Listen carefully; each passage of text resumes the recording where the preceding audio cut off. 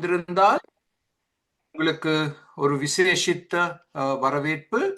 இன்று நாங்கள் படிக்க போகும் சங்கீதம் நாங்கள் எல்லாரும் மிகவும் மிகவும் நேசிக்கும் ஒரு சங்கீதம்.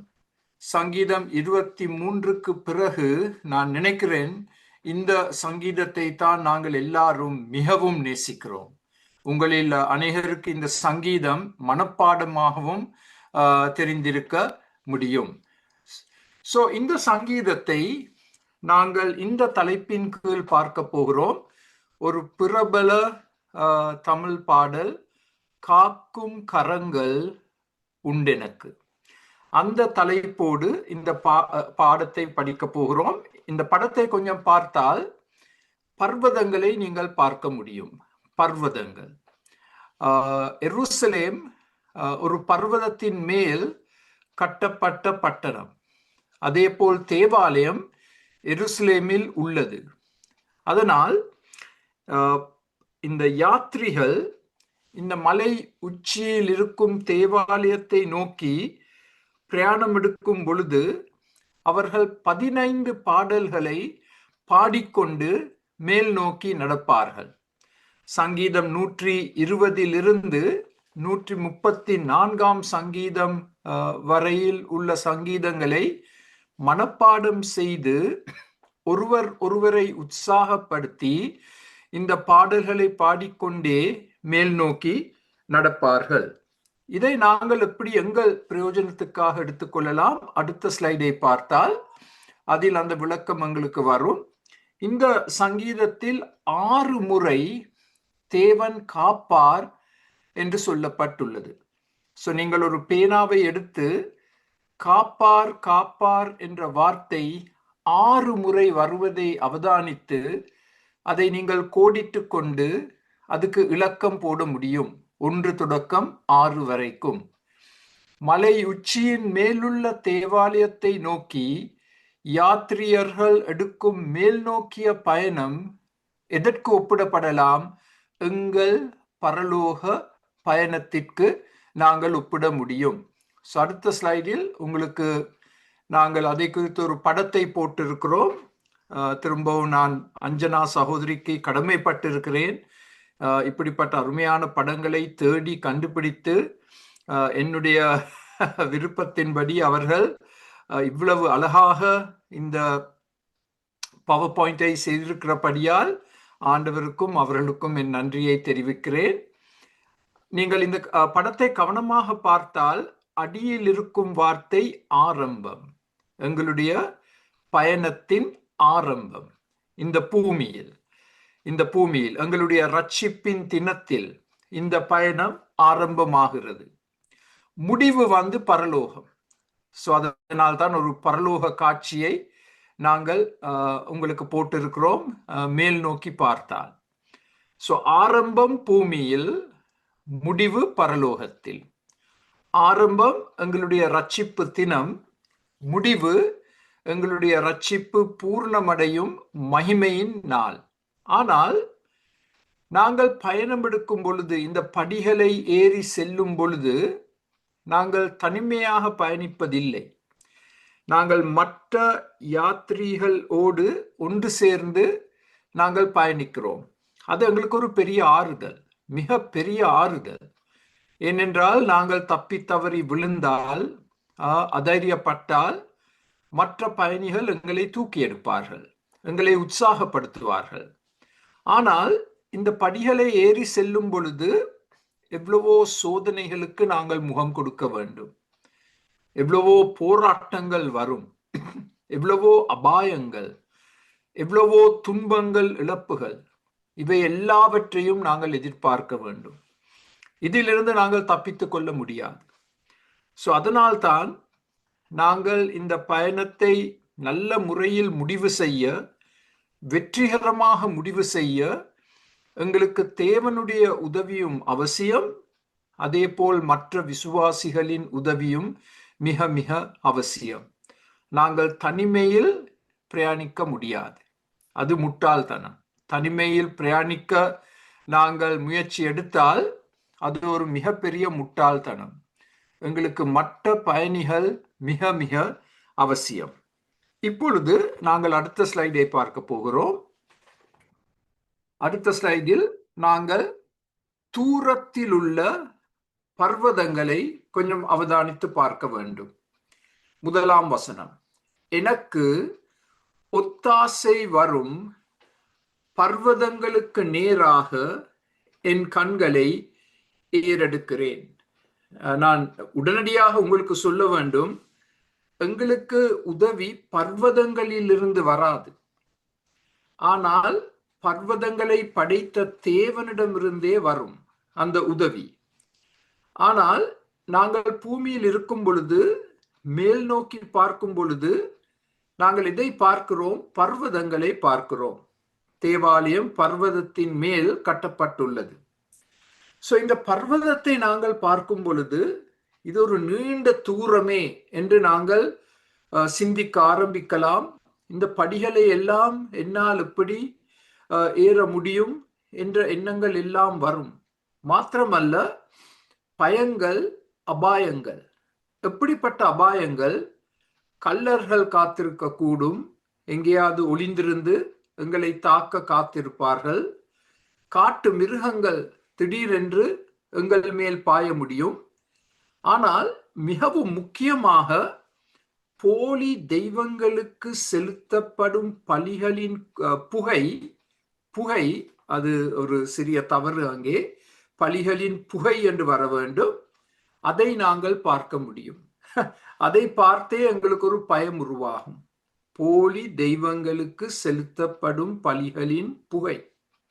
உபாகமம் 12 தேவ மக்களுக்கு கொடுக்கப்பட்ட கட்டளை, நீங்கள் துரத்திவிடும் ஜாதிகள் தங்கள் தேவர்களை சேவித்த உயர்ந்த மலைகளின் மேலும் மேடுகளின் மேலும் பச்சையான சகல மரங்களின் கீழும் உள்ள இடங்களையெல்லாம் முற்றிலும் அழித்து.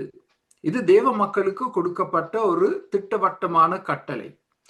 நீங்கள் சுதந்திர தேசத்திற்குள் செல்லும் பொழுது இந்த பர்வதங்களின் மேல், பர்வதங்களின் வெவ்வேறு இடங்களில் போலி தெய்வங்களுக்கென்று பலிகள் செலுத்தப்படும் இடங்களை கட்டி வைத்திருப்பார்கள். அவற்றை எல்லாம் நீங்கள் முழுமையாக உடைத்து அவற்றை நீங்கள் அழித்து இல்லாமல் ஆக்க வேண்டும். நான் எப்பொழுதும் மலையகத்துக்கு பிரயாணிக்கும் பொழுது இதை ஓரளவு காணக்கூடியதாக இருக்கின்றது. மலையகத்தில் எங்கு சென்றாலும் இப்படிப்பட்ட போலி தெய்வங்களுக்காக கட்டப்பட்ட கோவில்கள் இருக்கு. மாத்திரமல்ல, பலிகள் செலுத்தப்படும் இடங்கள் இருக்கு. இது ஒரு சாதாரணமாக எங்களுடைய கண்ணால் காணக்கூடிய காட்சி. சோ தேவ ஜனம் இப்படிப்பட்ட காட்சிகளை பார்த்து அவர்கள் பயப்பட முடியும். அது இயற்கை. சோ அடுத்த ஸ்லைடில் 4 பார்வைகள். இந்த 4 பார்வைகள் எங்கள் கிறிஸ்தவ வாழ்க்கையை விவரிக்கும். முன்னோக்கி பார்க்க வேண்டும், முன்னோக்கி பார்க்க வேண்டாம், நாங்கள் அதைரியப்படுவோம். பின்னோக்கி பார்க்க வேண்டாம், லோத்தின் மனைவி பின்னோக்கி பார்த்து ஒரு உப்பு சிலையாக மாறிவிட்டார். சுற்றிலும் இருக்கிற காரியங்களை பார்க்க வேண்டாம், மனிதர்களை பார்க்க வேண்டாம், அரசாங்கங்களை பார்க்க வேண்டாம். ஏன்? மனித உதவி விருதா. மனிதனிடமிருந்து நாங்கள் பெரிய உதவிகளை எதிர்பார்க்க முடியாது, ஏமாற்றம் அடைவோம். முன்னோக்கி பார்க்கும் பொழுது என்னதான் நடக்க போகுது, என்னுடைய எதிர்காலம் எப்படி அமையும் என்று நாங்கள் அதைரியப்படலாம். ஆனால் நாங்கள் எந்த திசையில் நாங்கள் பார்க்க வேண்டும்? மேல் நோக்கி பார்க்க வேண்டும். மேல் நோக்கி எங்களுடைய தேவனை பார்க்க வேண்டும். அருமையானவர்களே, இது எங்களுக்கு மிக மிக முக்கியம். ஏனென்றால் அந்த முதல் 3 புல்லட்டில் சொல்லப்பட்டுள்ள காரியங்கள் எங்களுக்கு ஒரு பெரிய சோதனையாக வரும். முன்னோக்கி பார்த்து எதிர்காலத்தை நினைத்து அதைரியப்படலாம். பின்னோக்கி பார்த்து லோத்தின் மனைவிக்கு நடந்த காரியம் எங்களுக்கும் நடக்கலாம். சுற்றிலும் பார்த்து எங்கிருந்து உதவி வரப்போகுது என்று இந்த மனிதன் உதவி செய்வானா, அந்த மனிதன் உதவி செய்வானா என்று பார்த்து நாங்கள் ஏமாற்றம் அடைய போகிறோம். மேல் நோக்கி பார்த்தால் ஒருபோதும் ஏமாற்றம் அடைய மாட்டோம். மேல் நோக்கி யாரை பார்க்க வேண்டும்? எங்களுடைய சிருஷ்டி கர்த்தரை பார்க்க வேண்டும். வானங்களையும் பூமியையும் படைத்த சிருஷ்டி கர்த்தர். அது திட்ட தெளிவாக 2ஆம் வசனத்தில் சொல்லப்பட்டுள்ளது. வானத்தையும் பூமியையும் உண்டாக்கின கர்த்தரிடத்திலிருந்து மாத்திரமே எனக்கு ஒத்தாசை வரும். ஏன் நாங்கள் மேல் நோக்கி பார்க்க வேண்டும்? எங்கள் ஆண்டவர் வல்லமை உள்ளவர் என்பதை உடனடியாக நாங்கள் அறிய வருவோம். இப்படிப்பட்ட பெரிய பர்வதங்களை, கடலை, வானங்களை, நட்சத்திரங்களை படைத்த தேவன் வல்லமையுள்ள தேவன். அவர் என்னை கைவிட மாட்டார். சோ நாங்கள் பர்வதங்களில் இருந்து உதவியை பெற்றுக்கொள்ள மாட்டோம். பர்வதங்களை படைத்த தேவனிடமிருந்து மாத்திரமே எங்களுக்கு உதவி வரும். இது வேதத்தில் அநேக இடங்களில் உச்சரிக்கப்பட்டுள்ளது. நாங்கள் விரும்பும் இன்னும் ஒரு அதிகாரம் ஏசாயா 40. ஏசாயா 40 26ஆம் வசனத்தை பார்த்தால், உங்கள் கண்களை ஏறெடுத்து பாருங்கள், மேல் நோக்கி பாருங்கள். இதே வார்த்தைகள் சங்கீதம் 121 சொல்லப்பட்டுள்ள அதே வார்த்தைகள். உங்கள் கண்களை மேல் நோக்கி பாருங்கள். அவைகளை சிருஷ்டித்தவர் யார்? அவர் அவைகளின் சேனையை இலக்க திட்டமாக புறப்பட பண்ணி அவைகளை எல்லாம் பேர் பேராக அழைக்கிறவராமே. அதாவது நட்சத்திரங்கள், எண்ணிக்கையற்ற நட்சத்திரங்களை படைத்த தேவன் ஒவ்வொரு நட்சத்திரத்திற்கும் ஒரு பேரையும் கொடுத்திருக்கிறாராம். அவருடைய மகா பலத்தினாலும் அவருடைய மகா வல்லமையினாலும் அவைகளில் ஒன்றும் குறையாமல் இருக்கிறது. தேவனுடைய அனுமதி இல்லாமல் ஒரு நட்சத்திரம் கூட அழியாது. உங்களுடைய வேதத்தில் இந்த ஏசாயா 40க்கு நீங்கள் திருப்பி இருந்தால் 2 வார்த்தைகளை நீங்கள் கோடிட்டுக் கொள்ள வேண்டும். மகா பலத்தினாலும் மகா வல்லமையினாலும். மகா பலத்தினாலும் மகா வல்லமையினாலும் எங்கள் சிருஷ்டிகர்த்தர் இந்த பூமியை படைத்தார், வானங்களை படைத்தார், சமுத்திரத்தை படைத்தார், அவற்றில் உள்ள எல்லாவற்றையும் படைத்திருக்கிறார். அவரை மாத்திரம் நாங்கள் நோக்கி பார்க்க வேண்டும். மனிதனை பார்த்து நாங்கள் நிச்சயமாக ஏமாற்றம் தான் அடைய போகிறோம். இப்பொழுது அடுத்த ஸ்லைடை நாங்கள் பார்த்தால்,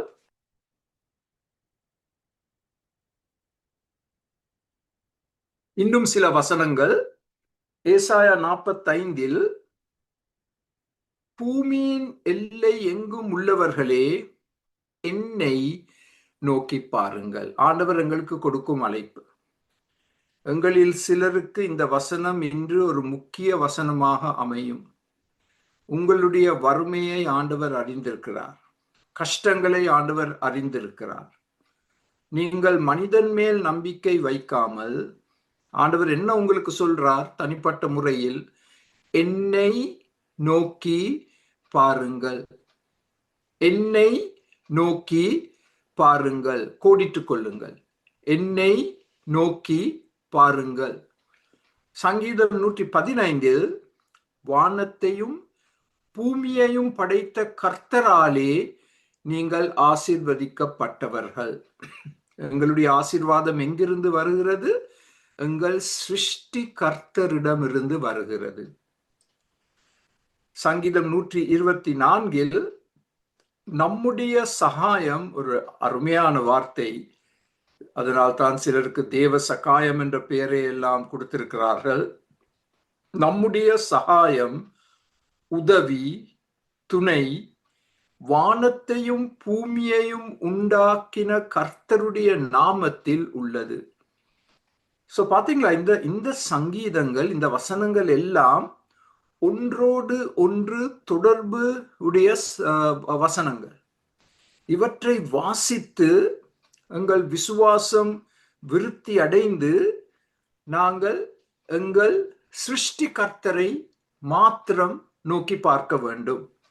சங்கீதம் 146 அவர் வானத்தையும் பூமியையும் சமுத்திரத்தையும் அவைகளில் உள்ள யாவையும் உண்டாக்கினவர், அவர் என்றென்றைக்கும் உண்மையை காக்கிறவர். சோ இங்கே 3 காரியங்கள் சொல்லப்பட்டுள்ளது: வானங்கள், பூமி, சமுத்திரம். இந்த 3ஐயும் பார்த்தால் எங்கள் தேவனுடைய வல்லமையை ஓரளவு நாங்கள் விளங்கிக் கொள்ள முடியும். இந்த 3ஐயும் பார்த்து எங்கள் சிருஷ்டி கர்த்தரை விசுவாசிக்க நம்ப நாங்கள் ஊக்குவிக்கப்படுவோம். அவர் உண்மையை காக்கிற தேவன். சோ ஒத்தாசை, தமிழ்ல இந்த வார்த்தைகளை எல்லாம் நாங்கள் பாவிக்கலாம். ஒத்தாசை, சகாயம், உதவி, துணை எல்லாம் அவரிடத்திலிருந்து மாத்திரமே வரும். அவரை நோக்கி பாருங்கள், அவரை நோக்கி பாருங்கள், மேல் நோக்கி பாருங்கள். சுற்றிலும் இருக்கிற மனிதனை பார்க்க வேண்டாம். மனிதன் உங்களை ஏமாற்றி விடுவான். மனிதனால் வாக்குறுதி கொடுத்தாலும் அதை காக்க முடியாது. ஏமாற்றம் தான் அடைவோம். எங்கள் சிருஷ்டி கர்த்தரை நோக்கி நாங்கள் பார்க்க வேண்டும். அடுத்த ஸ்லைடில் சங்கீதம் 22 அவர் பரிசுத்த ஸ்தலத்திலிருந்து உமக்கு ஒத்தாசை அனுப்பி சீயோனிலிருந்து உம்மை ஆதரிப்பாராக. இந்த சங்கீதத்தை நாங்கள் படிக்கும் பொழுது ராஜா யுத்தத்திற்கு செல்வதற்கு முன் மக்கள் அவருக்காக ஏறெடுத்த ஜெபம். எவ்வளவு அருமையான ஒரு ஜெபம்! மக்கள் ராஜாவுக்காக ஏறெடுத்த ஜெபம். அது சங்கீதம் 20. சங்கீதம் 21 ராஜா வெற்றிகரமாக யுத்தத்திலிருந்து சொந்த நாட்டுக்கு திரும்பி வரும் பொழுது பாடப்படும் பாடல். அந்த 2ஐயும் ஒன்றாக வைத்து நீங்கள் வாசித்து படிக்க வேண்டும். சங்கீதம் 20 யுத்தத்திற்கு முன், சங்கீதம் 21 யுத்தத்திற்கு பிறகு. சோ இந்த 2ஆம் வசனத்தில் அவருடைய பரிசுத்த ஸ்தலத்திலிருந்து அவர் ஒத்தாசை அனுப்புவார். பரலோகத்தில் இருந்து ஒத்தாசை அனுப்புவார். சீயோனிலிருந்து, அதாவது தேவாலயம் கட்டப்பட்ட சீயோன், அங்கிருந்து உங்களை ஆதரிப்பார், உங்களை பராமரிப்பார்.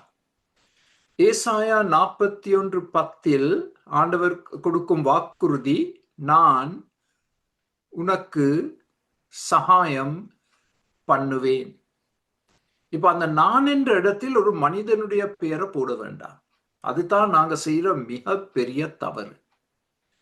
எந்த மனிதனுடைய பெயரையும் அங்க போட வேண்டாம். நான் தேவாதி தேவன், சிருஷ்டி கர்த்தர், நான் உனக்கு சகாயம் பண்ணுவேன். எவ்வளவு அழகாக இது சொல்லப்பட்டுள்ளது. உபாகமம் 33 யெஷூரனுடைய தேவனை போல், அதாவது இஸ்ரவேலுடைய தேவனை போல் ஒருவரும் இல்லை.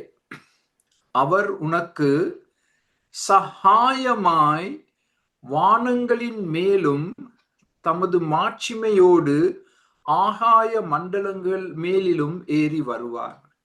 அழகாக சொல்லப்பட்டுள்ளது. தேவன் அவர் வேகமாக பிரயாணித்துக் கொண்டு வருகிறாராம் எங்களுக்கு உதவி செய்ய. அவர் தாமதிக்க மாட்டார். சோ இந்த வசனத்தை எல்லாம் நாங்கள் விசுவாசிக்க வேண்டும். நான் ஜெபித்து விட்டேன், அவரை நம்பிக்கொண்டு இருக்கிறேன், இப்பொழுது எதிர்பார்ப்போடு இருக்கிறேன்.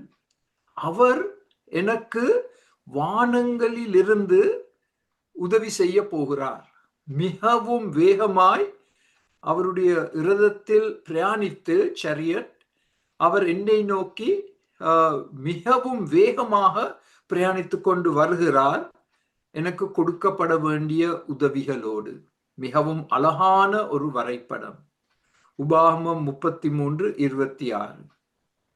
2 தீமோத்தேயு புத்தகத்தில் பவுல் கைவிடப்பட்ட நிலைமையில், தனிமையாக இருந்த நிலைமையில் கூறிய வார்த்தைகள். அவருடைய சாட்சி. கர்த்தரோ எனக்கு துணையாக நின்று என்னை பலப்படுத்தினார். கோடிட வேண்டிய 2 வார்த்தைகள்: துணை, பெலன். எல்லாரும் என்னை கைவிட்ட நிலைமையில், நான் தனிமையாக இருந்த நிலைமையில் என் ஆண்டவர் என் பக்கத்தில் நின்று எனக்கு துணையாக நின்று அவர் என்னை பலப்படுத்தினார். இது உங்களுடைய சாட்சியாக அமைய வேண்டும், என்னுடைய சாட்சியாக அமைய வேண்டும். 2 தீமோத்தேயு 4:17. நாங்களும் பவுலை போல் கைவிடப்பட்ட ஒரு நிலைமைக்கு தள்ளப்படலாம். எந்தவித மனித உதவியும் வராத ஒரு நிலைமைக்கு தள்ளப்பட்டிருக்கலாம். அப்படிப்பட்ட நேரத்தில் கர்த்தர் எனக்கு துணையாக நின்று என் பக்கத்தில் நின்று அவர் என்னை பலப்படுத்துவார். அது நிச்சயம், அது நிச்சயம். அதை நாங்கள் நம்ப வேண்டும், அதை நாங்கள் அனுபவிக்க வேண்டும். இப்ப அடுத்த ஸ்லைடில்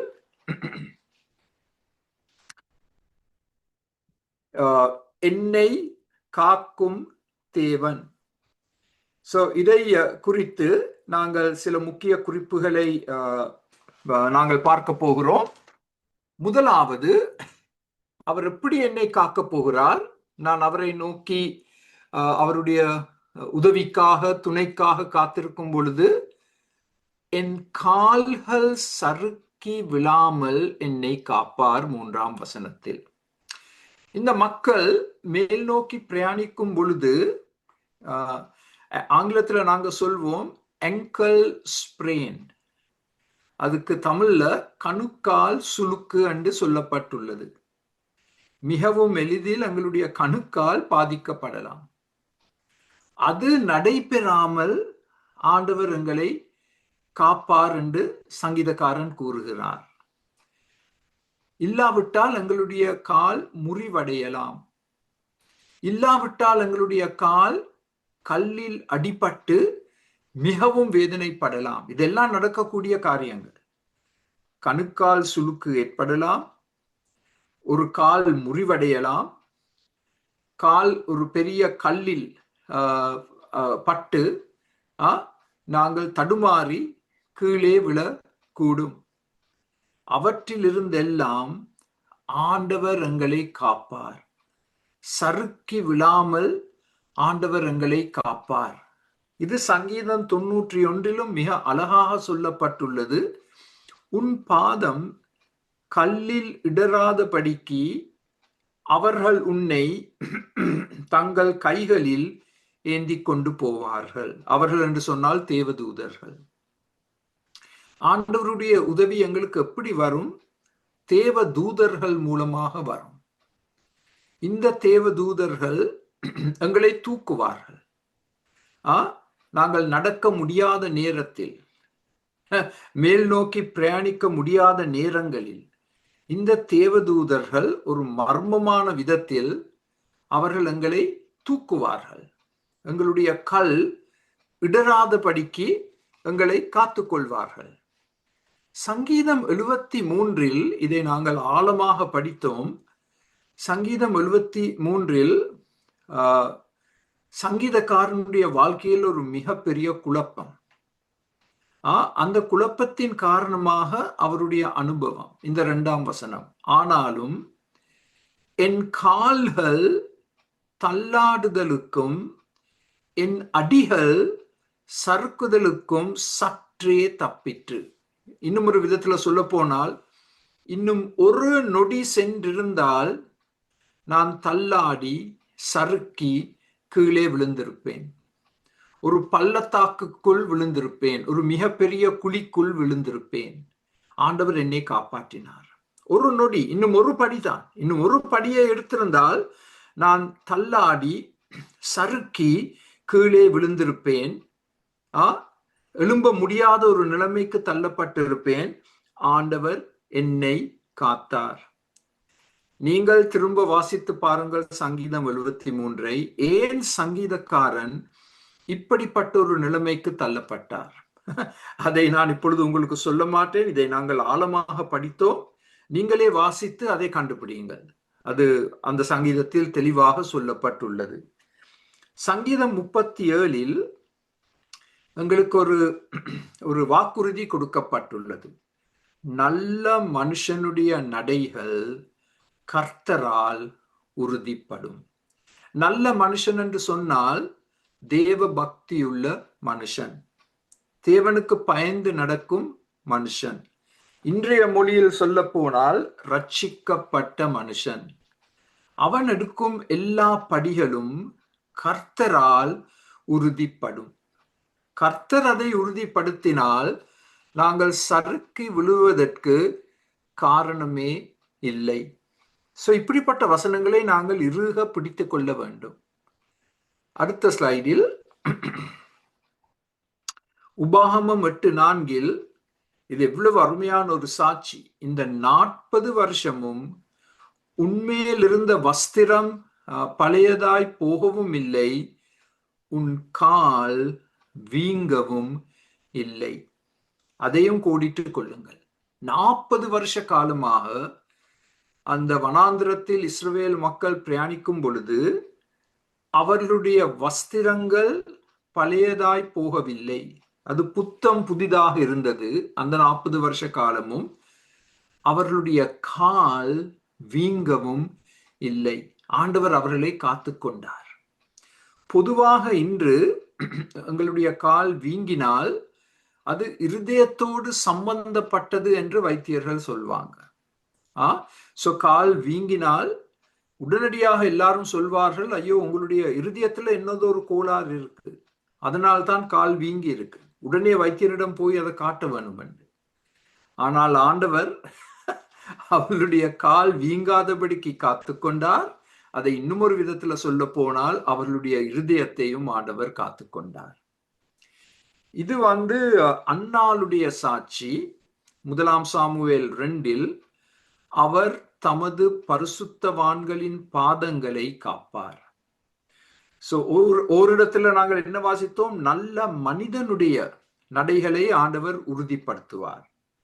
இங்கே நல்ல மனிதன் என்ற வார்த்தைக்கு பதிலாக பரிசுத்தவான்கள் என்ற வார்த்தை பாவிக்கப்பட்டுள்ளது. தம்முடைய பரிசுத்தவான்களின் பாதங்களை ஆண்டவர் காப்பார். யூதா 24 மிகவும் அழகாக சொல்லப்பட்டுள்ளது, வலுவாதபடி உங்களை காக்க வல்லவர். ஆண்டவருடைய பிரசன்னத்திற்குள் சென்று நாங்கள் மகிமைப்படும் தினம் வரைக்கும் வலுவாதபடி உங்களை காக்க வல்லவர். அது முதலாம் சத்தியம். முதலாம் சத்தியம் என்ன? என் கால்கள் சறுக்கி விழாமல் ஆண்டவர் என்னை காப்பார். இப்ப 3, 4 வசனங்களில் 2ஆம் முக்கிய சத்தியம், என்னை காக்கிறவர் உறங்க மாட்டார். அவர் எப்பொழுதும் விழித்திருக்கும் தேவன், 24 மணித்தியாலமும் விழித்திருக்கும் தேவன். அவர் ஒரு அரை மணித்தியாலம் கூட, இந்த இங்கிலீஷ்ல நாங்க சொல்வோம் கேட்னப், ஐயோ நான் கொஞ்சம் அரை மணித்தியாலம் தூங்க போறேன், அத பவர் நேப் என்றும் சொல்லுவாங்க. அப்படி ஆண்டவர் செயல்பட மாட்டார். எலியாவும் இந்த போலி தெய்வங்களை வணங்கும் மக்களும் ஒரு போட்டியில் ஈடுபட்டிருக்கும் பொழுது இது எலியாவின் வேடிக்கை வார்த்தைகள். 1 ராஜாக்கள் 18 மத்தியான வேளையிலே எலியா இந்த போலி தெய்வங்களை வணங்கும் மக்களை பரியாசம் பண்ணி என்ன சொல்றார்? எலியா, இன்னும் கொஞ்சம் உரத்த சத்தத்தோடு உங்கள் தெய்வங்களை கூப்பிடுங்க. அவர் தேவனாமே, ஏதோ அவர் தியானத்தில் இருக்கலாம், எங்கேயோ ஒரு இடத்துல ஒளிஞ்சி மௌனமாக தியானித்துக் கொண்டிருக்கலாம், அல்லது ஏதோ ஒரு அலுவலாய் போயிருக்கிறார், அவருக்கு பசி வந்து விட்டது, அவர் ஏதோ வாங்க போயிருக்கிறார், அல்லது பிரயாணம் போயிருப்பான். இப்ப பாருங்க கடைசியாக என்ன சொல்றார்? அல்லது தூங்கினாலும் தூங்குவான். இந்த போலி தெய்வங்கள் தூங்கினாலும் தூங்குவான், அவனை எழுப்ப வேண்டியதாகும் என்றான். இது மிகவும் வேடிக்கையான வார்த்தைகள். உங்கள் இந்த போலி தெய்வங்கள் எல்லாம் தூங்கி கொண்டிருக்கலாம், களைப்படைந்து தூங்கி கொண்டிருக்கிறாங்க. இப்ப நீங்கள் அவங்களை எழுப்ப வேண்டும். உங்களுக்கு உதவி வர வேணுமென்றா அந்த போலி தெய்வங்களை நீங்கள் எழுப்ப வேண்டும். இன்னும் கொஞ்சம் உரத்த சத்தமா நீங்க சத்தம் போடுங்க. உங்களுடைய மணியை அடித்து கொண்டிருங்கள், ட்ரம்ம தட்டி கொண்டிருங்க. இந்த தெய்வத்தை நீங்க எழுப்ப வேண்டும். அவர் தூங்கி கொண்டிருக்கிறார் என்று நக்கல் செய்கிறார். யாரு? எலியா. இப்ப அடுத்த ஸ்லைடில் எங்கள் ஆண்டவர் முற்றிலும் வித்தியாசமானவர். என்மேல் எப்பொழுதும் தம்முடைய முழு கவனத்தையும் செலுத்துவார். அவர் அக்கறையுள்ளவர், அவர் களைப்படைய மாட்டார். இதை நாங்கள் நம்ப வேண்டும். நம்ப வேண்டும். என் தேவன் சிருஷ்டிகர்த்தர் என்மேல் தனிப்பட்ட முறையில் எப்பொழுதும் தம்முடைய முழு கவனத்தையும் செலுத்துவார். என் ஆண்டவருக்கு கவன சிதறல் ஏற்படாது. நாங்கள் எங்கள் ஆராதனைகளை நடத்தும் பொழுது பொதுவாக ஜெபிக்கும் ஒரு ஜெபம் அதுதான். ஆண்டவரே, எங்கள் மத்தியில் என்று, மக்கள் மத்தியில் கவன சிதறல் ஏற்படக்கூடாது. எங்கள் மக்கள் முழுமையாக தங்கள் கவனத்தை உம்மேல் வைத்திருக்க வேண்டும். அவர் முழு கவனத்தையும் உங்கள் மேல் வைத்திருக்கிறார். மிகவும் அக்கறை உள்ளவர். அவர் ஒருபோதும் களைப்படைய மாட்டார். நீதிமொழிகள் 15 கர்த்தரின் கண்கள் எவ்விடத்திலும் இருந்து நல்லோரையும் தீயோரையும் நோக்கி பார்த்து கொண்டே இருக்கின்றது. எங்கள் ஆண்டவர் சிருஷ்டிகர்த்தர் எல்லா மக்களையும் கூர்ந்து அவதானித்து கொண்டிருக்கிறார். சங்கீதம் 78 அப்பொழுது ஆண்டவர் நித்திரை தெளிந்தவனைப் போலவும் திராட்ச ரசத்தால் கெம்பீரிக்கிற பராக்கிரமசாலியை போலவும் விழித்து. இது ஒரு ஒரு அருமையான சங்கீதம். ஏனென்றால் சங்கீதக்காரன் நினைச்சான் ஆண்டவர் தூங்கிவிட்டார் என்று. சங்கீதக்காரனுடைய பரிதாபமான நிலைமையை ஆண்டவர் கவனிக்காமல் ஆண்டவர் தூங்கிவிட்டார் என்ற விதத்தில் சங்கீதக்காரன் நினைத்து அந்த விதத்தில் ஜெபிக்க ஆரம்பித்தார். ஆண்டவரே, நீர் தூங்கினது போதும். இப்பொழுது உம்முடைய தூக்கத்தில் இருந்து நீர் எழும்பி நித்திரை தெளிந்தவனை போல், நாங்கள் 8 மணித்தியாலம் தூங்கின பிறகு எழும்பினால் எங்களுக்கு ஒரு நல்ல ஒரு உஜார் வரும். அந்த விதத்தில் சங்கீதக்காரன் ஜெபிக்கிறான். ஆண்டவரே, நீர் தூங்கினது போதும்.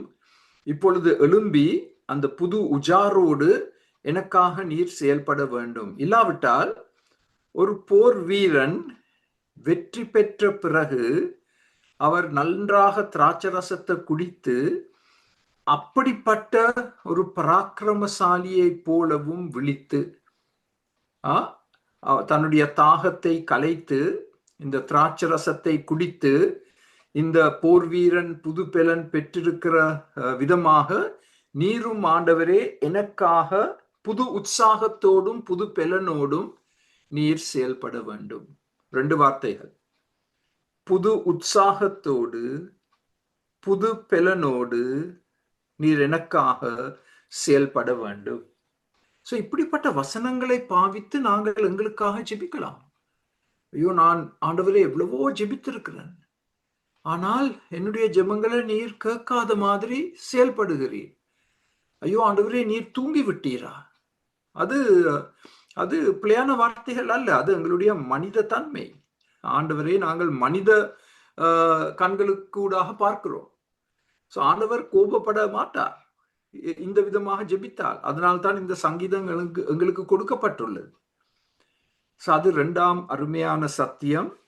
என்னை காக்கிற தேவன் ஒருபோதும் தூங்க மாட்டார். இப்பொழுது இன்னும் ஒரு அருமையான சத்தியத்தை இந்த 121ஆம் சங்கீதத்தில் கவனிக்கிறோம். 5ஆம் வசனத்தில், கர்த்தர் என் வலது பக்கத்தில் நிற்கின்றார். அவர் சர்வ வல்லமையுள்ள தேவன், சிருஷ்டி கர்த்தர். அவர் உனது வலது பக்கத்தில் உனக்கு நிழலாய் இருக்கிறார். வானத்திலிருந்து இறங்கி ஆண்டவர் என் பக்கத்தில் வந்து நின்று எனக்கு நிழலாய் இருக்க போகிறார். இந்த வசனத்தை நாங்கள் வாசிக்கும் பொழுது சங்கீதம் 16:8 எங்களுடைய ஞாபகத்துக்கு வர வேண்டும். இது எங்களுடைய பொறுப்பு. கர்த்தரை எப்பொழுதும் எனக்கு முன்பாக வைத்திருக்கிறேன். போலி தெய்வங்களை அல்ல, மனிதர்களை அல்ல, கர்த்தரை எப்பொழுதும் எனக்கு முன்பாக வைத்திருக்கிறேன். அப்படி நான் செய்தால் அவர் என் வலது பாரிசத்தில் இருக்கிறபடியால் நான் அசைக்கப்படுவதில்லை. இந்த தேவன் பரலோகத்திலிருந்து இறங்கி என்னுடைய வலது பாரிசத்தில் நின்று என்னை அவர் தைரியப்படுத்த போகிறார். அவர் எனக்கு நிழலாய் இருக்க போகிறார். நான் அசைக்கப்பட மாட்டேன். என்னுடைய நிலைமை எவ்வளவு மோசமாக இருந்தாலும் நான் அசைக்கப்பட மாட்டேன். ஏனென்றால் என்னுடைய தேவன் என் வலது பாரிசத்தில் நின்று கொண்டிருக்கிறார். அவர் அசைய மாட்டார், அங்கே நின்று கொண்டிருப்பார். எனக்கு துணை செய்ய போகிறார். எனக்கு அவர் உதவி செய்ய போகிறார். இப்ப அடுத்த ஸ்லைடில் சங்கீதம் 91, ஒரு பிரபல தமிழ் பாடல் இந்த சங்கீதத்தை வைத்து எழுதப்பட்டுள்ளது. எவ்வளவு அந்த பாடலை நாங்கள் நேசிக்கிறோம். உன்னதமானவரின் மறைவில் இருக்கிறவன் சர்வ வல்லவருடைய நிழலில் தங்குவான். உன்னதமானவரின் மறைவில் இருக்கிறவன், அதாவது இந்த தேவனோடு நான் ஒரு நெருங்கிய உறவுக்குள் வரும் பொழுது அவருடைய நிழலில் நான் தங்க போகிறேன். இது இந்த உறவின் நெருக்கத்தை எடுத்து காண்பிக்கின்றது. It's a deep intimate personal relationship and I'm going to live in his shadow.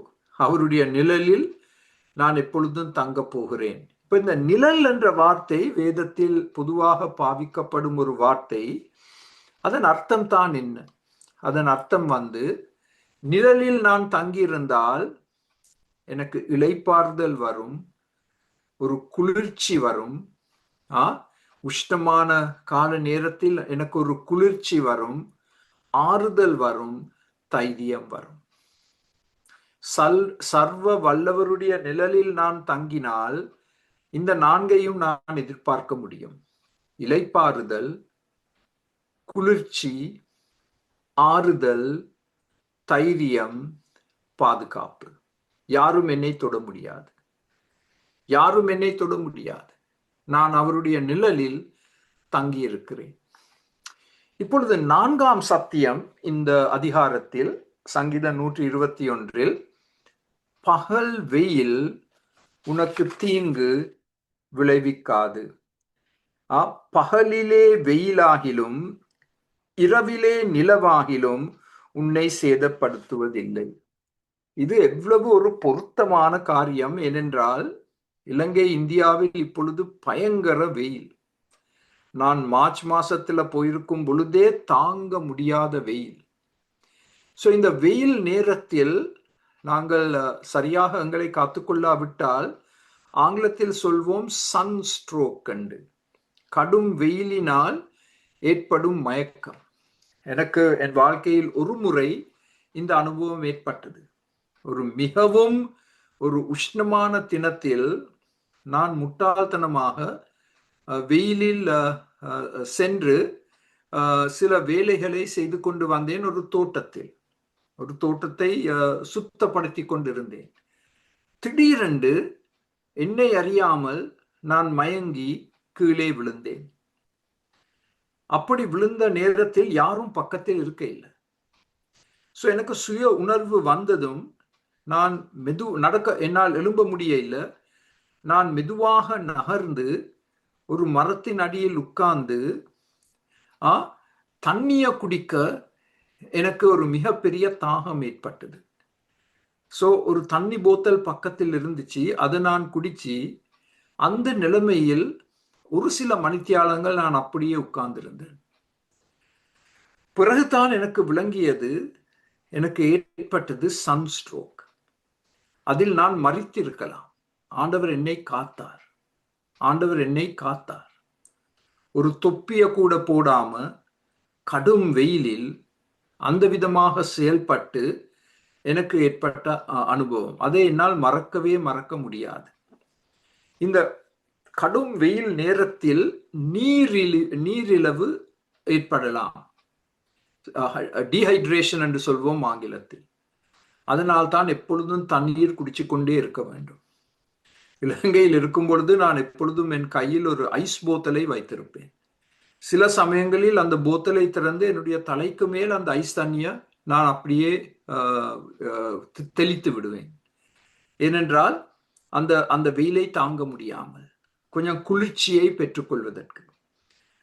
டிக்கோய பிரதேசத்தில் ஒரு ஸ்பவுட் என்று சொல்வாங்க, அந்த ஸ்பவுட்டில் போய் நான் குளிச்சேன். அருமையான குளிர்ச்சியான தண்ணி.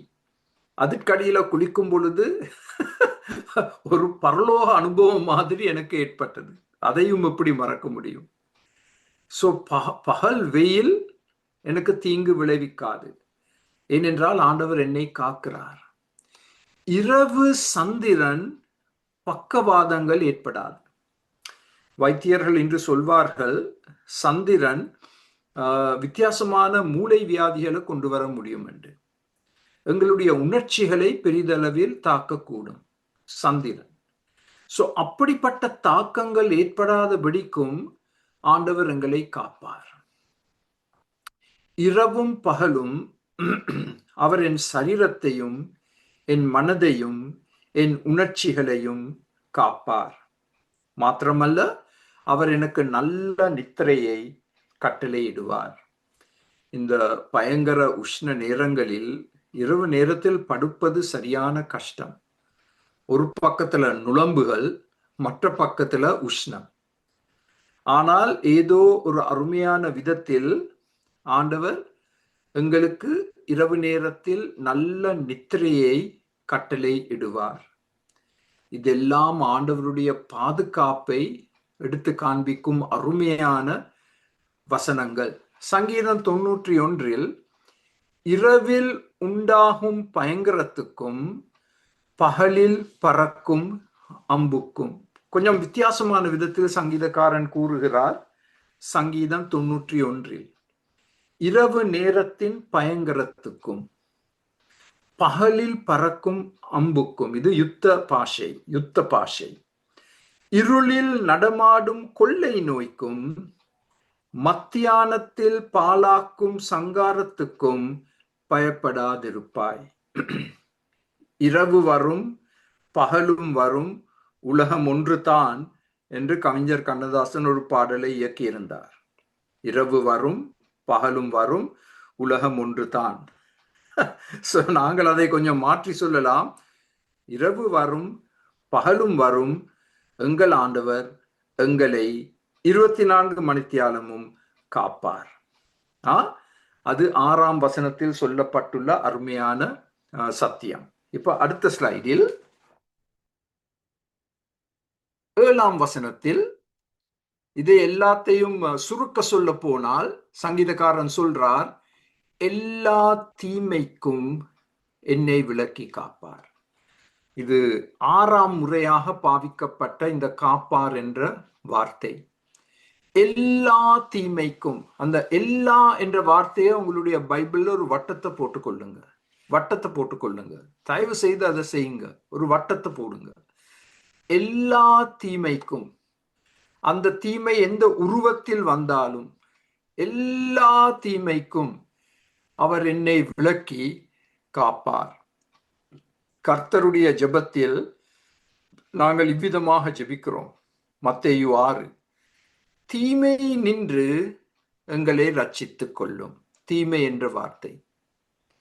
2ஆம் தெசலோனிக்கேயர் 3 கர்த்தர் தீமையிலிருந்து விலக்கி காத்துக் கொள்ளுவார். நாங்கள் ஊழியத்தில் ஈடுபடும் பொழுது வெவ்வேறு தீமைகளுக்கு நாங்கள் முகம் கொடுக்க வேண்டும். மலையகத்தில் பாம்புகள் இருக்கு, விஷ பாம்புகள் இருக்கு. அப்படிப்பட்ட விஷ பாம்புகளிலிருந்து ஆண்டவர் காத்துக் கொள்வார். டெங்கு, மலேரியா போன்ற வியாதிகளிலிருந்து ஆண்டவர் எங்களை காத்துக் கொள்வார். ஆ எல்லா தீமையிலிருந்தும் எங்களை விலக்கி காத்து கொள்ளுவார். முதலாம் நாளாகமம் 4ஆம் அதிகாரத்தில் யாபேஸ் என்று தேவ மனிதன் செய்த ஜெபம். தீங்கு என்ற வார்த்தை நாங்கள் இப்பொழுது படிக்கும் வார்த்தை, என்னை துக்கப்படுத்தாத படிக்கு அதற்கு என்னை விலக்கி காத்தருளும். தீமைகள் எங்களை துக்கப்படுத்தும், கவலைகளை கொண்டு வரும். அது அப்படி நடைபெறாத படிக்கு ஆண்டவரே எல்லா தீமையில் இருந்தும் என்னை விலக்கி காத்தருளும் என்று ஜெபிக்கிறார் யாபேஸ். அடுத்த ஸ்லைடில் தொடர்ந்து சங்கீதக்காரன் கூறுகிறார், இப்பொழுது இதுவரைக்கும் அவர் உச்சரித்து சொன்ன காரியங்கள் சரீரத்தோடு சம்பந்தப்பட்ட காரியங்கள். இப்ப மிக திறமையாக ஆத்துமாவை குறித்தும் கதைக்க போகிறார். என் ஆத்துமாவை காப்பார், என் ஆத்துமாவை காப்பார். 7ஆம் வசனம். ஆத்துமா 2 விதத்தினால் பாதிக்கப்படலாம். சோல், ஒன்று பாவத்தினால் தீட்டுப்படாமல் ஆத்துமா காக்கப்பட வேண்டும். என்னுடைய ஆத்துமா பாவ சோதனைகளினால் தீட்டுப்படுத்தப்பட முடியும் மிக எளிதில். அப்படி நடைபெறாமல் என்னுடைய ஆத்துமா காக்கப்பட வேண்டும். மாத்திரமல்ல, என் வாழ்க்கையில் சோதனைகள் வரும் பொழுது எது முதலில் பாதிக்கப்படும்? என்னுடைய ஆத்துமா. என்னுடைய ஆத்துமா சோதனைகளினால் சோர்வடையாமல் காக்கப்பட வேண்டும். அருமையானவர்களே, இந்த 2ஐயும் நாங்கள் மனதில் வைத்திருக்க வேண்டும். என் ஆத்துமா ஒரு பக்கத்தில் பாவத்தினால் தீட்டுப்படுத்தப்படக்கூடாது, அடுத்த பக்கத்தில் வாழ்க்கையில் வரும் சோதனைகளினால் அது சோர்வடையக்கூடாது, தீட்டுப்படுத்தப்படக்கூடாது, சோர்வடையக்கூடாது என்னுடைய ஆத்துமா. அதனால் என்னுடைய ஆத்துமா காக்கப்பட வேண்டும். 1 பேதுரு 4:19 ஒரு அருமையான வசனம் கொடுக்கப்பட்டுள்ளது. ஆகையால் தேவனுடைய சித்தத்தின்படி பாடனுபவிக்கிறவர்கள் நன்மை செய்கிறவர்களாய் தங்கள் ஆத்துமாக்களை கோடிட்டுக் கொள்ளுங்கள். தங்கள் ஆத்துமாக்களை உண்மையுள்ள சிருஷ்டி கர்த்தாவாகிய அவருக்கு ஒப்பு கொடுக்க கடவர்கள். பாத்தீங்களா, திரும்பவும் அந்த சிருஷ்டி கர்த்தர் என்ற வார்த்தை வருது. சிருஷ்டி கர்த்தர் என்ற வார்த்தை திரும்ப திரும்ப திரும்ப திரும்ப திரும்ப வேதத்தில் வந்து கொண்டே இருக்கு. சிருஷ்டி கர்த்தராக ஆண்டவர் என்ன செய்ய போகிறார்? என்னுடைய ஆத்துமாவை தேற்றுவார். அது சங்கீதம் 23 சொல்லப்பட்டுள்ளது. என்னுடைய ஆத்துமாவை அவர் தேற்றுவார். என்னுடைய மெய்ப்பனாக, என்னுடைய சிருஷ்டி கர்த்தராக, உண்மையுள்ள தேவனாக அவர் என்ன செய்ய போகிறார்? ஆத்துமாவை குறித்த வாக்கு தத்தங்களை நிறைவேற்றுவார்.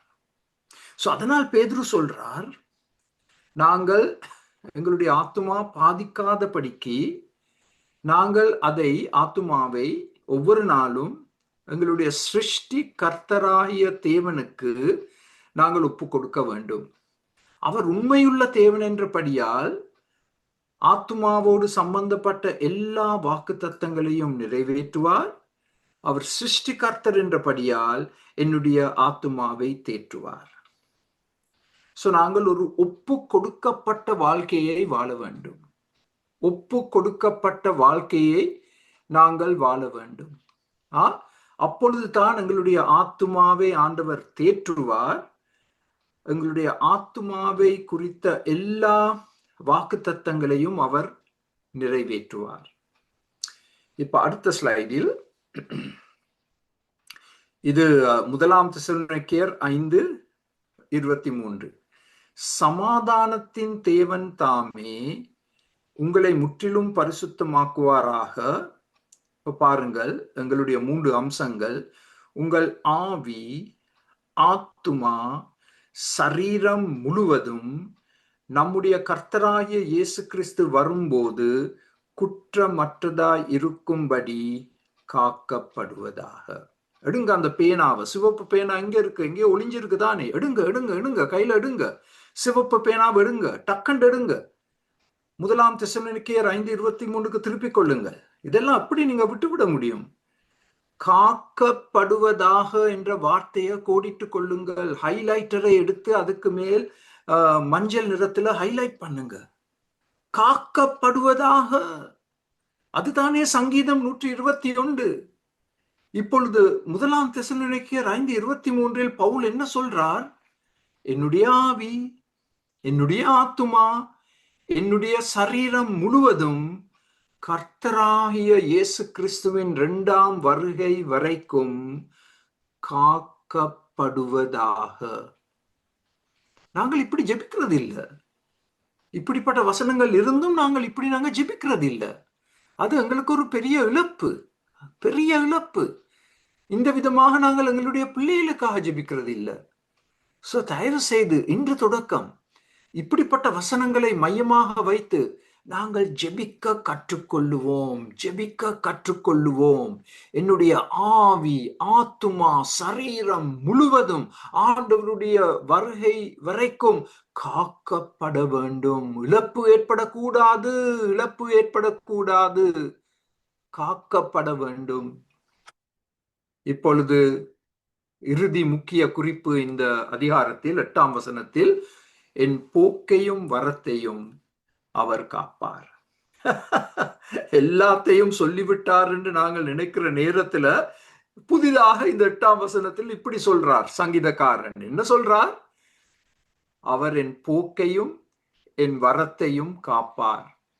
இதை இன்னும் 2 இடங்களில் நாங்கள் பார்க்க முடியும்.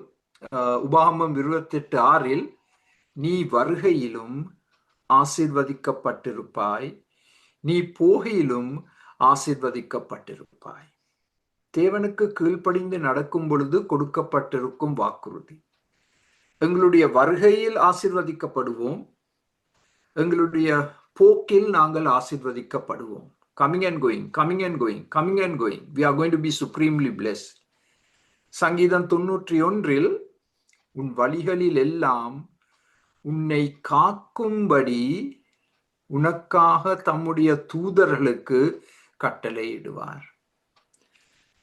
கவனித்துக் கொள்ளுங்கள், உன் வழிகளில் எல்லாம். நாங்கள் எங்கெங்கே போக வேண்டுமோ, திரும்ப எப்பொழுது வீட்டுக்கு வர வேண்டுமோ, அதுதான் என்னுடைய வழிகள். போறது வாரது, போறது வாரது, போறது வாரது.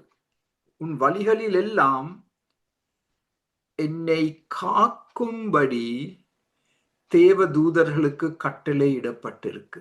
நான் ஒவ்வொரு நாளும் இதை ஜெபிக்கிறது. எனக்காக நான் ஜெபிக்கிறது, என்னுடைய மகனுக்காக ஜெபிக்கிறது, அவனுடைய குடும்பத்துக்காக நான் ஜெபிக்கிறது. ஐயோ ஆண்டவரே, உம்முடைய தேவ தூதர்கள் பாளையம் இறங்கி அவர்களையும் காக்க வேண்டும், என்னையும் காக்க வேண்டும். சோ இந்த 8ஆம் வசனத்தில் உள்ள அருமை என்ன? எல்லா இடங்களிலும் ஆண்டவர் எங்களை காப்பார். எவ்வளவு மோசமான இடமா இருந்தாலும் ஆண்டவர் எங்களை காப்பார். எல்லா நேரங்களிலும் ஆண்டவர் எங்களை காப்பார்.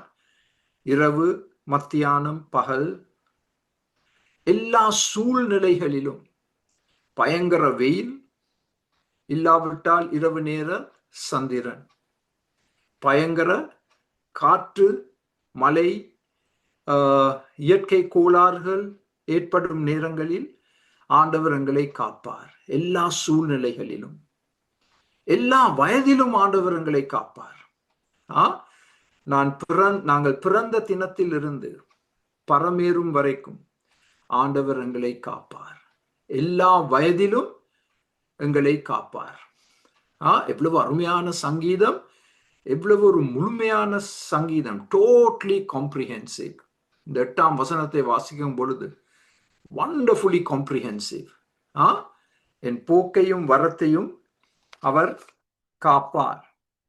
சோ இப்பொழுது நாங்கள் உங்களுக்கு 4 படங்களை காண்பிக்க போகிறோம் அடுத்த ஸ்லைடில்.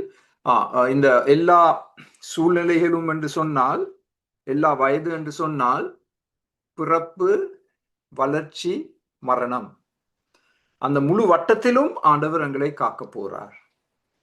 ஸோ இதை நாங்கள் இன்னும் ஒரு விதத்துல சொல்ல போனால், எங்களுடைய பிரயாணங்களில், எங்களுடைய வீட்டில், எங்களுடைய வேலை ஸ்தலத்தில், எங்களுடைய விளையாட்டு நேரங்களில், எங்களுடைய சமுதாயத்தில், எங்களுடைய விடுமுறை காலத்தில், எங்கிருந்தாலும் எங்கு சென்றாலும் ஆண்டவர் எங்களை காப்பார். அவருடைய பிரசன்னம் எப்பொழுதும் எங்களுடனே கூட இருந்து எங்களை தாங்கும். அது நிச்சயம். அதற்கு சந்தேகத்துக்கு இடமே இல்லை. இப்ப அடுத்த ஸ்லைடில் ஆண்டவருடைய பாதுகாப்பு பராமரிப்பை எடுத்து காண்பிக்கும் 4 வரைபடங்கள், 4 படங்கள். இதையும் அஞ்சனா சகோதரி மிக திறமையாக அழகாக எடுத்து எங்களுக்கு காண்பித்திருக்கிறார்கள். ஒரு தாய் பறவை தன் குஞ்சுகளை எப்படி காத்து கொள்ளுமோ, மலையிலிருந்து, மழை விழுந்து கொண்டிருக்கு பாத்தீங்களா, மழை விழுந்து கொண்டிருக்கு, அந்த மலையிலிருந்து தன் செட்டைகளை விரித்து அந்த தாய் பறவை குஞ்சுகளை காத்து கொண்டிருப்பதை பார்க்கும் ஒரு அருமையான படம். இந்த விதமாகத்தான் ஆண்டவர் எங்களை காக்கிறார். தம்முடைய செட்டைகளை விரித்து அந்த செட்டைகளின் பாதுகாப்பின் கீழ் எங்களை வைத்து எங்களை காக்கிறார். பயப்பட அவசியம் இல்லை, பயப்பட அவசியம் இல்லை. அடுத்த படம், இது ஒருவர் பிரயாணிக்கும் பொழுது மிகவும் களைப்படைந்திருக்கும் நேரத்தில் ஒரு மரத்தின் அடியில், அதன் நிழலில் அவர் படுத்து இளைப்பாறுதல் பெறுவது. அந்த விதமாக ஆண்டவர் எங்களுக்கு நிழலாய் இருக்கிறார். எங்களுடைய வாழ்க்கை பிரயாணத்தில் நாங்கள் களைப்படையும் பொழுது, இன்னும் ஒரு படி எடுத்து வைக்க முடியாதே என்ற நிலைமைக்கு நாங்கள் தள்ளப்படும் பொழுது, அவருடைய நிழலில் நாங்கள் சாய்ந்து நாங்கள் தூங்கலாம், நாங்கள் இளைப்பாறுதல் பெறலாம், குளிர்ச்சி பெறலாம், பாதுகாப்பு பெறலாம், பராமரிப்பை பெறலாம். அடுத்த படம், 3ஆம் படம், இது ஒரு போர் வீரன் எப்படி மக்களை காக்கிறாரோ யுத்த நேரத்தில். அந்த மக்கள் எல்லாம் இந்த வீரனுக்கு பின், இது ஒரு பெண் போராளி. இந்த பெண் போராளியின் பின்னால் அவர்கள் பயத்தோடு நடுக்கத்தோடு இருக்கும் நேரத்தில் இந்த பெண் போராளி தன் வாழ்க்கையை பிணையம் வைத்து அந்த மக்களை எப்படி காக்கிறார்களோ அதே விதமாக ஆண்டவர் எங்களுடைய போர் வீரர். நாங்கள் அதை முந்திய பாடத்தில் பார்த்தோம். இஸ் அ மேன் ஆஃப் வார். எங்கள் தேவன், அவர் எங்களை காப்பார். யுத்த நேரத்தில் ஆண்டவர் எங்களை காத்தார். இலங்கையில் இருக்கும் எங்களுக்கு நாங்கள் கொடுக்கக்கூடிய சாட்சி, 25 வருட காலமாக நடைபெற யுத்தத்தில் இப்படிப்பட்ட காட்சிகளை தான் நாங்கள் பார்த்தோம். யுத்த நேரத்தில் எங்கள் ஆண்டவர் எங்களை காத்தார். இது இன்னும் ஒரு அருமையான 3ஆம் வரைபடம். 4ஆவதாக தம்முடைய தேவதூதர்களை அனுப்பி எங்களை காப்பார். தலை சிறந்த உதாரணம் தானியேல். சிங்க குகைக்குள் தள்ளப்பட்ட போதிலும் பசியாயிருந்த சிங்கங்கள் தானியேலை தொடவில்லை. ஏன்? தேவதூதர்கள் அந்த சிங்கங்களின் வாயை மூடி வைத்தார்கள். உங்கள் கண்ணால் பார்க்க முடியாத தேவதூதர்கள் உங்களை சூழ்ந்து இரவும் பகலும் உங்களை காத்து கொண்டிருக்கிறார். அதனால் நாங்கள் பயப்பட அவசியமில்லை, நாங்கள் அசைக்கப்பட அவசியமில்லை. இந்த 4 வரைபடங்கள். அடுத்த ஸ்லைடில் இது ஒரு முக்கியமான ஒரு கூற்று. என் நேரத்திற்கு முன் யாரும் என்னை தொட முடியாது. Till my time comes, no one can touch me. யாரும் என்னை தொட முடியாது. பிசாசு என்னை தொட முடியாது, எந்த மனிதனும் என்னை தொட முடியாது, எந்த அரசாங்கமும் என்னை தொட முடியாது. என் நேரம் வருவதற்கு முன் யாரும் என்னை தொட முடியாது. 3 வசனங்களோடு நாங்கள் இந்த பாடத்தை முடிக்க போகிறோம். அப்போஸ்தலர் 18:10 ஆண்டவர் பவுலுக்கு கொடுத்த வாக்குறுதி, நான் உன்னோடே கூட இருக்கிறேன், உனக்கு தீங்கு செய்யும்படி ஒருவனும் உன்மேல் கை போடுவதில்லை, அந்த பட்டணத்தில் எனக்கு அநேக ஜனங்கள் உண்டு என்றார். அது கொரிந்து பட்டணம்.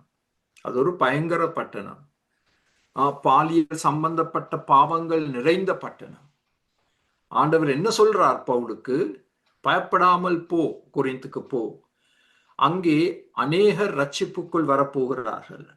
யாரும் உன்மேல் கை வைத்து உனக்கு தீங்கு செய்யும்படி நான் உன்னை காக்கப் போகிறேன். ஸோ நாங்கள் உற்சாகம் பெறுவோம். எனக்கு செவி கொடுக்கும் அநேகர் வித்தியாசமான கிராமங்களில் ஊழியம் செய்து கொண்டு வருகிறீர்கள். ஸோ நாங்கள் இங்கே வடக்கில் அநேக பட்டணங்களில் ஊழியம் செய்து கொண்டு வருகிறோம். ஆண்டவர் எங்களை காப்பார். யாரும் எங்கள் மேல் கை வைக்க முடியாது. எவ்வளவோ ஜனங்களை ஆண்டவர் வைத்திருக்கிறார். ரட்சிப்புக்குள் கொண்டு வருவதற்கு ஆண்டவர் எவ்வளவோ ஜனங்களை வைத்திருக்கிறார். அடுத்த ஸ்லைடில் 2ஆம் வசனம், ஆதியாகமம் 50:20. இது யோசேப்பின் சாட்சி. நீங்கள், அதாவது அவருடைய சகோதரர்கள், எனக்கு தீமை செய்ய நினைத்தீர்கள், என்னை கொல்ல நினைத்தீர்கள். தேவனோ இப்பொழுது நடந்து வருகிறபடியே வெகு ஜனங்களை உயிரோடே காக்கும்படி அதை நன்மையாக முடிய பண்ணினார். இந்த ஒரு வசனத்தை வைத்து நாங்கள் திருச்சபை இந்த சரித்திரம் நீடிக்கும் வரை பெற்றிருக்கும் ஆறுதல். நீங்கள் எனக்கு தீமை செய்ய, என்னை கொல்ல திட்டம் போட்டிருந்தீர்கள். ஆனால் ஆண்டவர் அந்த திட்டங்களை எல்லாம் முறியடித்து அநேக மக்களுடைய ரட்சிப்புக்காக என்னை உயிரோடு காத்து எவ்வளவோ பெரிய நன்மைகளை ஆண்டவர் செய்திருக்கிறார். ஸோ இதன் மூலமாக நாங்கள் தைரியம் பெற வேண்டும். கடைசி வசனம், இது 2 தீமோத்தேயு 4:18. எவ்வளவு அருமையான ஒரு வசனம் இந்த பாடத்தை முடிப்பதற்கு. கர்த்தர் எல்லா தீமை நின்றும் என்னை ரட்சித்து, எல்லாம் என்ற வார்த்தையை கோடிட்டுக் கொள்ளுங்கள். ஒரு வட்டத்தை போடுங்க. கர்த்தர் எல்லா தீமை நின்றும், அந்த தீமை எந்த உருவத்தில் வந்தாலும், அது வறுமையாக இருக்கலாம், பட்டினியாக இருக்கலாம், வியாதியாக இருக்கலாம். கர்த்தர் எல்லா தீமை நின்றும் என்னை ரட்சித்து தம்முடைய பரம ராஜ்யத்தை அடையும்படி காப்பாற்றுவார். கோடிட்டுக் கொள்ளுங்கள். இந்த ஒரு வசனத்தில் 3 காரியங்களை நீங்கள் கோடிட்டுக் கொள்ள வேண்டும். எல்லாம் என்ற வார்த்தையை சுற்றி ஒரு வட்டத்தை போடுங்க. தீமை நின்றும் சிவப்புல கோடிட்டுக் கொள்ளுங்கள். அந்த பரம ராஜ்யத்தை அடையும்படிக்கு என்ன செய்ய போறார்? என்னை காப்பாற்றுவார். ஹைலைட்டரை எடுத்து அந்த காப்பாற்றுவார் என்ற வார்த்தையை ஹைலைட் பண்ணி கொள்ளுங்கள். ஒரு வசனம், 2 தீமோத்தேயு 4:18. உங்களுக்கும் எனக்கும் மிக பெரிய உற்சாகத்தை கொடுக்க வேண்டிய வசனம். என் காலம் வரும் வரைக்கும் யாரும் என்னை தொட முடியாது, யாரும் உங்களை தொட முடியாது. நாங்கள் அந்த பரம ராஜ்யத்திற்குள் செல்லும் வரைக்கும் எல்லா தீமையிலிருந்தும் ஆண்டவர் எங்களை விடுதலை செய்து, ரட்சித்து என்று சொன்னால் விடுதலை செய்து, அந்த ராஜ்யத்தை காணும் வரைக்கும் ஆண்டவர் எங்களை காப்பாற்றுவார். இது நிச்சயம், இது உறுதி. இதை நாங்கள் விசுவாசிப்போம். சோ கடைசி படத்தை காண்பிக்க போகிறோம், கடைசி வட்டத்தை காண்பிக்க போகிறோம். நன்றாக தெரிந்த பாடல், காக்கும் கரங்கள் உண்டெனக்கு. அதை வைத்துத்தான் இந்த பாடத்தை நாங்கள் நடத்தினோம். காக்கும் கரங்கள் உண்டெனக்கு, காத்திடுவார் கிருபையாலே, அல்லேலூயா பாடி பாடி அலைகளை நான் தாண்டி விடுவேன். அருமையானவர்களே, கனடாவில் நீங்கள் இப்பொழுது தூங்க போகும் பொழுது, இந்தியா இலங்கையில் இந்த முழு தினத்தை திங்கள் கிழமையை நீங்கள் கடமைகளில் ஈடுபடும் பொழுது இதை மறக்க வேண்டாம். காக்கும் கரங்கள் உண்டெனக்கு, காத்திடுவார் கிருபையாலே. ஜெபிப்போம். இந்த அருமையான அருமையான அருமையான சங்கீதத்திற்காக நன்றி செலுத்துகிறோம்.